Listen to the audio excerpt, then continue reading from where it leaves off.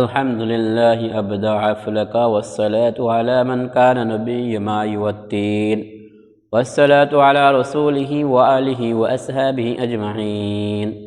وقال الله تعالى في كلامه المجيد: سبحان الذي أسرى بعبده ليلا من المسجد الحرام إلى المسجد الأقصى.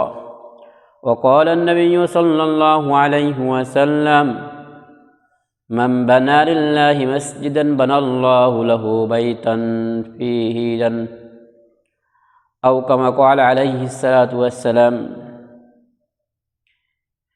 ধারাবাহিকভাবে আলোচনার বিষয়বস্তু হয়েছে মুসলিম কেন আজকে নির্যাতিত, মুসলিম কেন আজকে পরাজিত।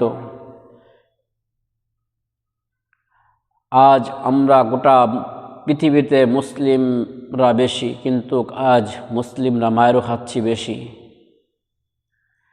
তাই রাসূল নবী সাল্লাল্লাহু আলাইহি ওয়াসাল্লামের কিছু হাদিস থেকে সামান্য কিছু হাদিস নিয়ে আলোচনা শেষ করার চেষ্টা করব।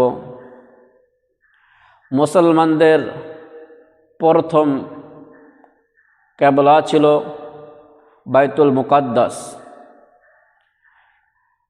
সরকার দো আলম সৈয়দুল কওমাইন খাতামুল মুরসালিন আকায়ে দারে মদিনা মাহবুবে কিবরিয়া গৌসায়ে আমেনা আমার নবী আপনার নবী মুহাম্মদুর রাসূলুল্লাহ সাল্লাল্লাহু আলাইহি ওয়াসাল্লাম যখন মিরাজে গিয়েছিল, তখন মসজিদে আকসার মধ্যে সমস্ত নবীদেরকে নিয়ে নামাজের ইমামতি করেছিলেন আমার নবী মুহাম্মদুর রাসূলুল্লাহ সাল্লাল্লাহু আলাইহি ওয়াসাল্লাম।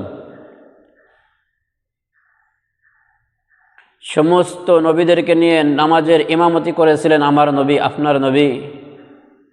আজ সেই ফিলিস্তিনের মুসলমানেরা ওই পবিত্র ভূমিকে আজ রক্তে রঞ্জিত, আজ মুসলমানদের সন্তানরা আজকে ওই জায়গা নির্যাতিত। আমাদের প্রথম কিবলা বাইতুল মুকাদ্দাস, অর্থাৎ ফিলিস্তিনের মুসলমানেরা আজ নির্যাতিত।